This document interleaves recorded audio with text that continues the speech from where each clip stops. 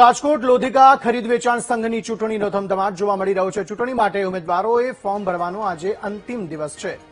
લોધિકા સંઘની ચૂંટણી અંગે પૂર્વ પ્રમુખ નરેન્દ્રસિંહ જાડેજાએ પોતાની પ્રતિક્રિયા આપી। પાર્ટીના મેન્ડેટ પ્રક્રિયા હેઠળ ચૂંટણી થશે। જે લોકોએ દાવેદારી કરી તેમના ફોર્મ ભરી દેવાયા।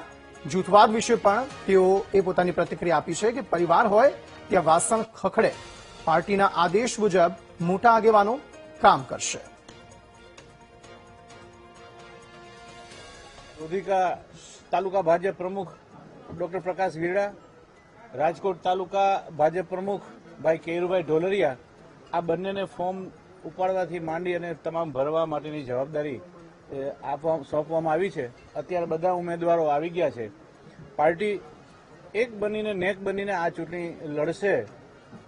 આપ જોઈ રહ્યા છો છેલ્લા ઘણા દિવસથી જે અમારા મુખ્ય આગેવાનો છે, જયેશભાઈ રાદડિયા, અરવિંદભાઈ રૈયાણી, નીતિનભાઈ ઢાકેચા, આ બધા એક મતેથી કીધું કે પાર્ટીનો આદેશ જે કંઈ હશે એને અમે શિરોમાની માનશું। રાજકોટની લોધિકા સંઘની ચૂંટણી પહેલા રાજકારણ તેજ થઈ ગયું છે। મેન્ડેટ આવે તે પહેલા જ અરવિંદ રૈયાણી ભાજપ કાર્યાલય પહોંચતા અનેક તર્ક વિતર્ક સર્જાયા। પૂર્વ પ્રમુખ અને દાવેદાર નીતિન ઢાકેચા પણ જિલ્લા ભાજપ કાર્યાલય ગયા હતા। પાર્ટી લાઇનમાં રહીને કામગીરી કરવાની અરવિંદ રૈયાણીએ વાત કરી। પાર્ટી મેન્ડેટ આપશે તો લડીશ, નહીં તો ચૂંટણી લડાવીશ તેવું તેમણે કહ્યું છે। હું પાર્ટીનો કાર્યકર્તા છું અને પાર્ટી મારા માટે મહત્વની છે તેવું અરવિંદ રૈયાણીએ કહ્યું છે। ને બધાને ખ્યાલ છે કે હું ભારતીય જનતા પાર્ટીનો એક કાર્યકર્તા છું। મારી પાર્ટી મારા માટે, મારા જીવન માટે ખૂબ મહત્વની છે।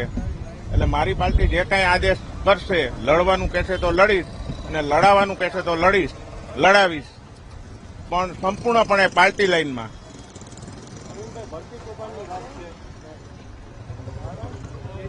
મારા ધ્યાનમાં આવું કંઈ આવ્યું નથી।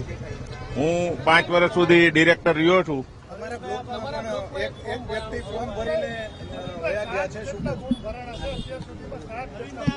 તમારા બ્લોકની વાત છે, તમારા બ્લોકમાં એક જણાએ ફોર્મ ભરી દીધું છે, શું કહેશો?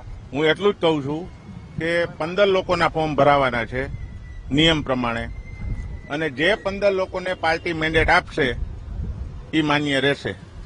એમાં અરવિંદભાઈનું મેન્ડેટ ન આવે તો અરવિંદભાઈ પાર્ટી સાથે રહેશે।